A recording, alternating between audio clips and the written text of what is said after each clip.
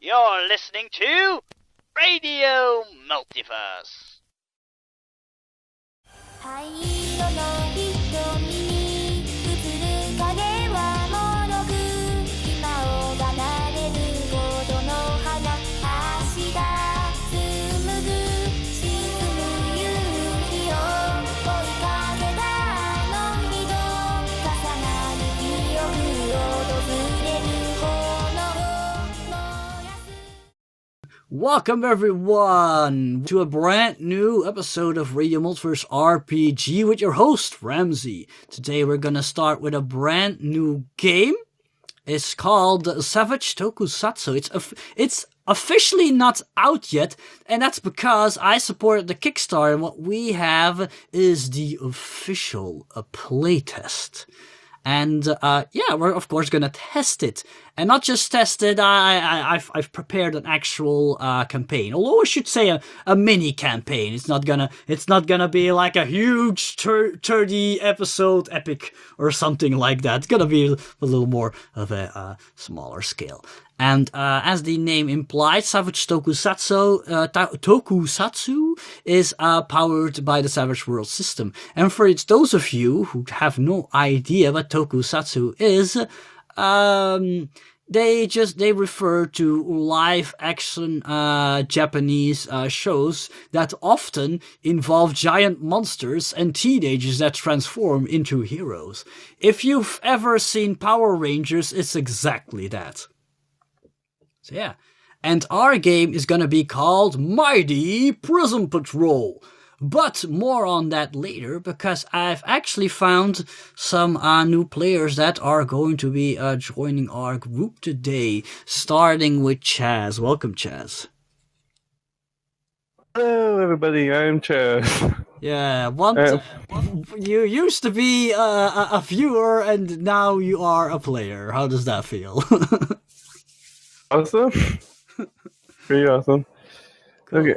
Good man.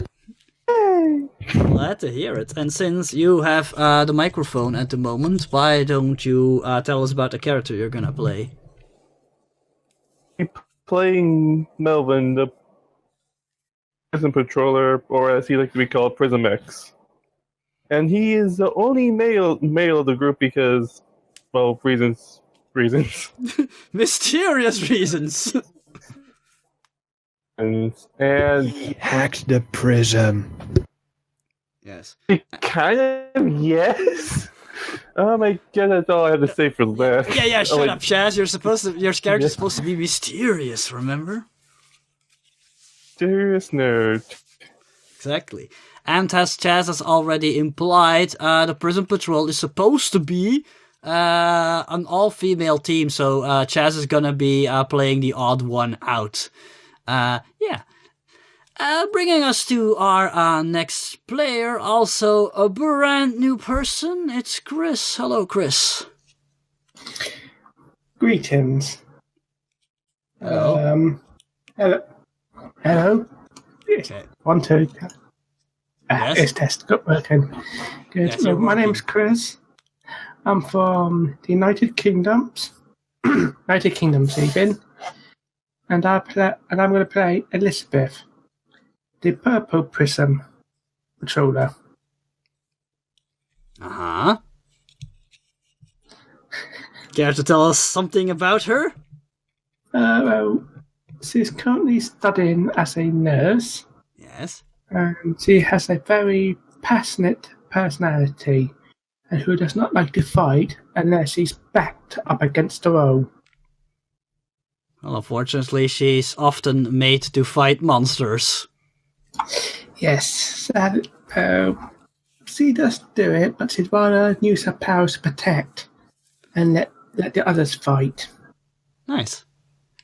Right, glad to hear that. And rejoining us, it's the old veteran of the group. It's Douwe. Hello, Douwe. I will teach you young whippersnappers how to properly roleplay. You down there. Hello, Back in everyone. my day, we used to only have D6s, and we liked it that way. We only had one D20 to share amongst our 100 children. And etc., etc., etc. And we had to make our own character sheets. Yes, we had to make our own. We had to make our own core books even. Because we Okay, didn't now have you're anything. exaggerating. Oh, yes. Really, what wasn't exaggerating? Hello, everyone. I'll be joining this game as the totally innocent and pure of heart Mohashiki Saiko, who sounds Japanese and also is Japanese and is joining the Trinedale College from the top of my head. Trinedale High. Trinedale High, thank you. And the Prism Patrol as the Green Prism. Okay, cool. Thank you. She's the Kendo Captain Girl. There's a Kendo Club Captain Girl. Yeah. Yep.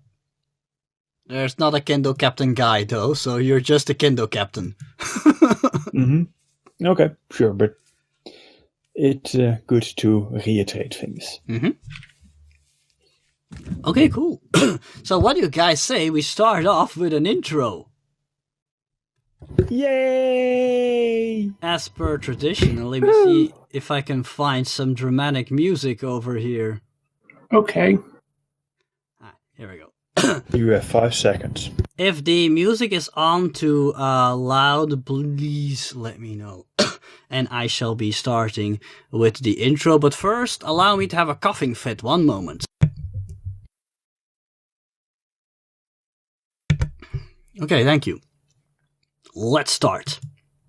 In the near future, our planet fell under attack by the sinister Cinder Swarm, a race of insect-like beings who were convinced that Earth held the technological remnants of an ancient and highly advanced race, and they were hell-bent on finding this technology, even if it meant having to destroy the entire planet in the process. For a while it seemed as if all was lost until the arrival of Mugen Mask. With her advanced cyborg powers and martial arts prowess, she beat back the evil invaders and made Earth safe once more. Later, she saved our world many more times and went on to help found the Earth Defense Force, a joint army consisting of some of the finest men and women from all nations in the world, joining forces to defend our home from the aliens that would seek to destroy it. But after the final battle against Omega-1, leader of the Entropy 11, Mugen Mask vanished. Luckily, the Earth Defense Force would carry on her legacy and defend our world in her absence. Now, 30 years have passed in relative peace, but that peace was rudely shattered by the arrival of King Comet and his meteor monsters. From his base in the meteor belt of our solar system, he launched his assault on planet Earth. At first, it seemed as if this time we were truly doomed, as not even the Earth Defense Force could stand against the ruthless assault of the meteor monsters. But then help came from an unexpected source. 2 aliens going by the name of Lady Prisma and her assistant Pyrrha 5. They had come to Earth to find new recruits for the intergalactic peacekeeping corps, the Prism Patrol, and found the planet in dire need of help. Lady Prisma then recruited 4 teenage girls with attitude, and gifted them with the power to become the Mighty Prism Patrol. Together, they defeated the forces of King Comet and his meteor monsters, and returned peace to planet Earth. But now, 6 months later, a new enemy is about to rear its ugly head. In any case, we now see an opening shot showing off a massive domed city in the middle of an Arctic wasteland. The city not only looks futuristic, it is surrounded by military vehicles and massive artillery turrets. And the announcer begins to speak once more. And give me a moment.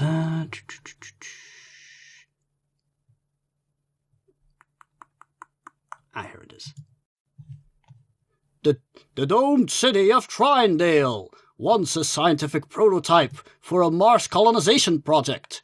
After the discovery of the progenitor artifacts at the beginning of the Cinder Swarm War, it quickly turned into a bustling community, attracting not only scientists, but people from all over the world and from all walks of life. Set in the Arctic desert of Devon Island in northern Canada, the people of Trinedale are able to live inside of its protective dome in peace and comfort, thanks to the highly advanced technology that powers the city.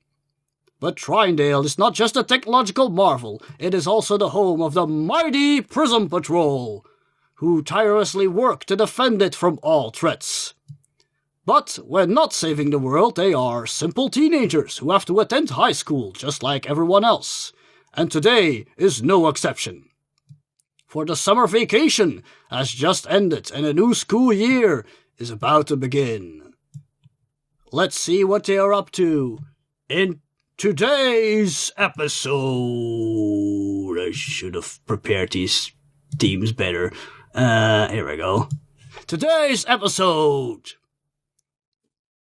The Empire Strikes First. Okay. I love that title. I still love that title. Thank you. We're gonna Very now nice. Thank you. We're now gonna do an introduction of all of the player characters. It's your first day of school. Well, for the new school year, you've gone to school there for at least a year, we'll say, maybe longer. And I'd like you to describe your morning routine and what you're doing to get ready for school. Who would like to start? New guy! I've got a D6 here and I'm willing to use it. I guess I'll go first. Good man. Describe how he prepares for school in the morning. Yeah, just give me a small description of a scene. What are you doing? You're getting up and, how are you preparing for school? Maybe show us his way to school, whatever you want to do. Just, this is your scene, make it, do something with it. Melvin gets up in the morning, does his normal routine, take a shower, brush his teeth, get clothes on, head out. He leaves his room, which is covered in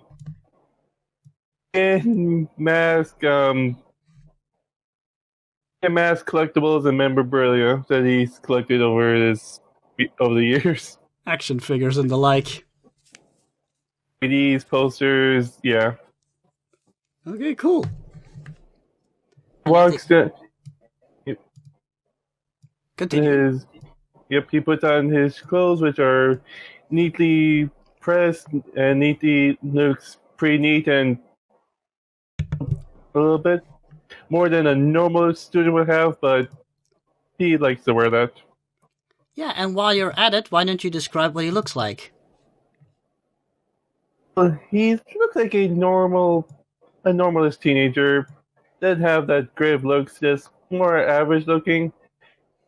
But he wears rounded glasses and has a little bit messy hair that he can't exactly, a little bit messy hair, blue tint to it. If I may interject, I find it hilarious how you're describing how plain he looks, while you chose the protagonist of Persona 5 as your picture, who is a well-known heartthrob. Oh, yeah. So he gets the girls with I think he gets the girls with more the charm than his look in the game. Alright then, fair enough. Anything else you wanted to add to that? Other than he walks to school, not really anything else. Okay, cool, thanks. That's it for Melvin, who would like to go for, next. I can go next if you want. Alright, go ahead. Lisbeth gets up in the morning, has a shower, gets dressed, and then does 100 strokes of a brush on her hair before tying it up to a neat braid so it doesn't fall off her face. And then she would have some breakfast before riding her bike towards the school. Have you described her? I don't think so. She is a tall female with long blonde hair down to her backside.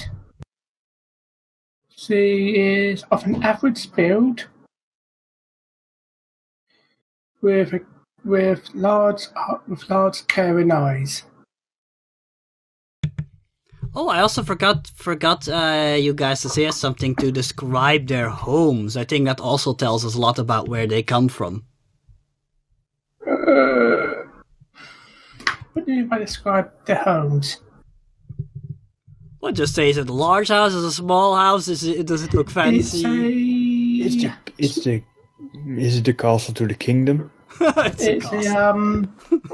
It's a medium-sized bungalow she lives in, with a small garden out the front and a larger garden out towards the rear of the house. All right, thank you. What about Melvin, Chaz? What kind of home does he live in? His home is a bit larger. Ooh. Car front for his father, who, for when he goes to work, looks a bit more upper class than the rest of them. And here I thought that Elizabeth was going to be the rich one. Oh, he's not. Well, it's more upper class, not. Yeah, I know what you mean. Between middle class and rich. Okay. Elizabeth is well-to-do, yes, but she doesn't like to flaunt the money in the house because, well, she's planning, once she's graduated school, go to college and then move. So why waste the money? Probably her parents are still in the UK and they maybe got a large house. Yep. There we go. Does that mean she lives by herself? Yes, and Mummy and Daddy pay for the house. Wow. How anime protagonist of you. Alright. And she keeps a large flock of seagulls we can only hear quite regularly. She's the lady of the seagulls. Alright. Okay, cool. What about you, Douwe? Right. There's a change in names. Okay, my character, Mohashiki Saiko. Mohashiki Saiko. Yeah. Sorry, it's been a long day. Okay. She lives in a small flat, which has the interior. It has some nice wooden paneling. Her place is sparsely furnitured, with a small but clean kitchen, with a few knickknacks hanging around the walls that hint towards the Japanese heritage, like very little statues for good luck from a large family, and one wall is just completely covered in all manner of swords. A few junk katana, maybe one or two katanas would actually could survive a blow or two, and a lot of boken. Some of them are broken, some of them just pretty, some just stand there. Boken. And there are two pegs, and there are two pegs for a boken that are missing, because as the sun rises, so does Psycho. As she goes out and she limbers up. As he dresses, she puts her hair in a quick ponytail, dresses easily, grabs a glass of water to drink, and heads down all the stairs towards the communal park, where she starts off her day with a bit of Tai Chi and then kendo practice. Because as captain of the kendo club, and as exemplar for all the other kids, she is up before everybody else to get in an hour or two of practice before breakfast and starting the day with school. Okay. Are you done? Yes, I think that is enough. Okay. Have you described what she looks like? Wait. No, I forgot that. I was just thinking about that. Mm-hmm. She's got black hair down to her neck, sleek and smooth, and she often favors having a hairband in there with green embroidery and vines and little red flowers. She is of an average. She's of a slightly broader than average build, thanks to her physical regimen of training lots. And she's healthy looking, tan with and did I mention she was at average height?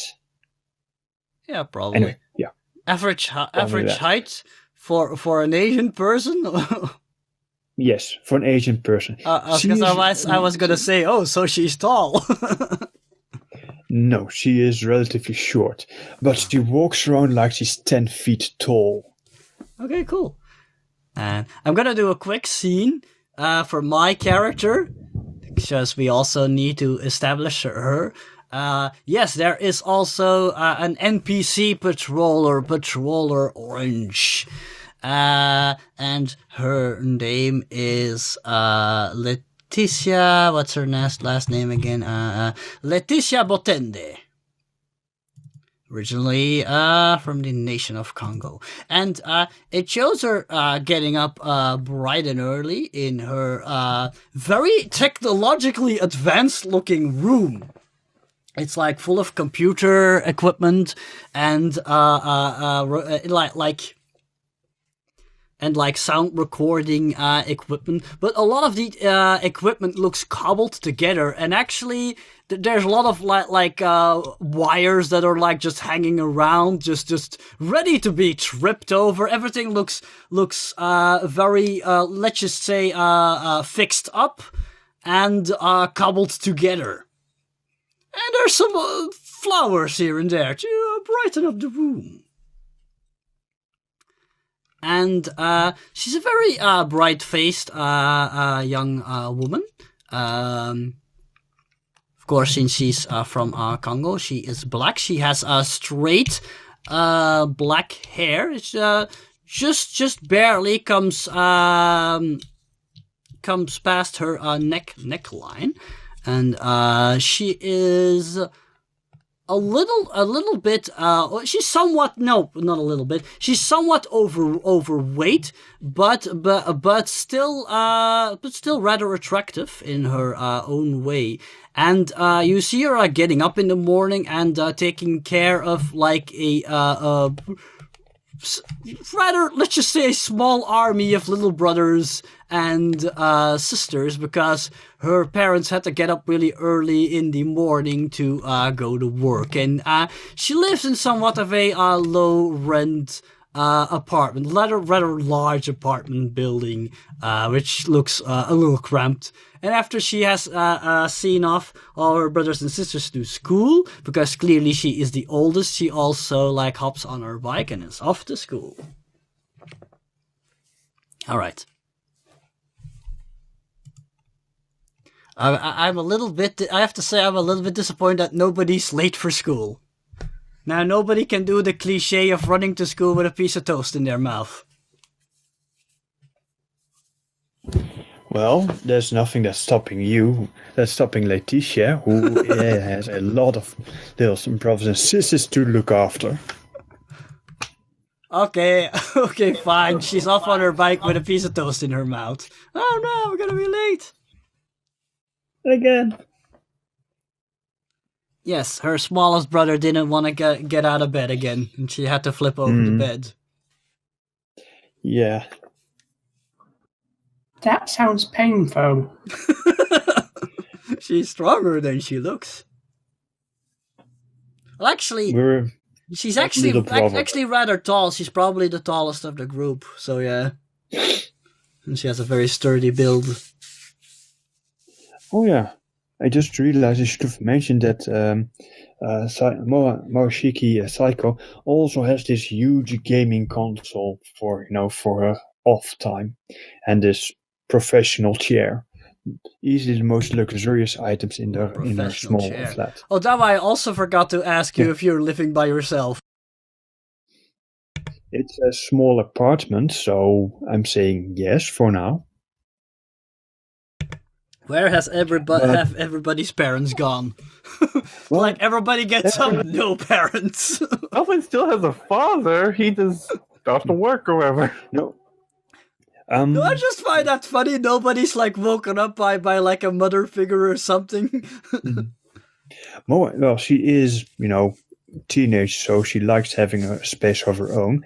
And I'd say that Moashiki's place is always crawling with family when she, comes back from school. Of course, it's just Mother whenever going, Have you eaten? Have you eaten already? How was school? of course. Oh, and we also forgot to mention that all of these characters are around 16 years old, correct? We're all 16. Okay, cool. So Yep. you guys all coincidentally arrive around the same time at the gates of Trinedale High, which is actually a rather modern building with an old-fashioned gate, which is open, of For course, at the keeping all the moment. zombies in. And you see one of the teachers having a look at all of the students, and often looking on his watch. And as you guys gather at the school gate, you immediately notice that Letitia is late again. Knowing her, she'll be very nervous. Beth would sigh softly to herself and looks concerned as she doesn't notice Letitia about. Shiki goes into the bike shed and chases out all the boys and girls that are in there to make certain that she can get her bike stashed quickly.